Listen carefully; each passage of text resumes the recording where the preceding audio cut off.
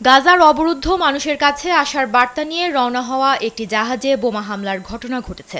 শুক্রবার ভোরে ত্রাণ নিয়ে যাচ্ছিল জাহাজটি। মাল্টা উপকূলে পৌঁছালে ড্রোন দিয়ে বোমা হামলা চালানো হয় সেটিতে।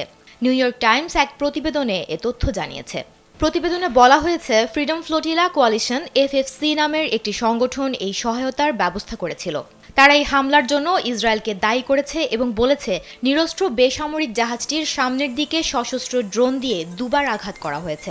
এর ফলে জাহাজে আগুন ধরে যায় এবং জাহাজটি মারাত্মকভাবে ক্ষতিগ্রস্ত হয়। তবে এমন অভিযোগের বিষয়ে মুখ খোলেনি ইসরায়েল। বর্তমানে জাহাজটি মাল্টা উপকূল থেকে প্রায় ২৫ কিলোমিটার দূরে রয়েছে। জাহাজটিতে গাজার মানুষের জন্য মানবিক সহায়তা এবং অধিকার কর্মীদের টিমও ছিল। স্যান্ডেলিনা সো, রূপচর্চায় আভিজাত্য। তারা জানান, শুক্রবার ভোরবেলা জাহাজের জেনারেটর লক্ষ্য করে হামলা চালানো হয়। এতে বিদ্যুৎ চলে যায়, পাশাপাশি ডুবে যাওয়ারও আশঙ্কা দেখা দেয়।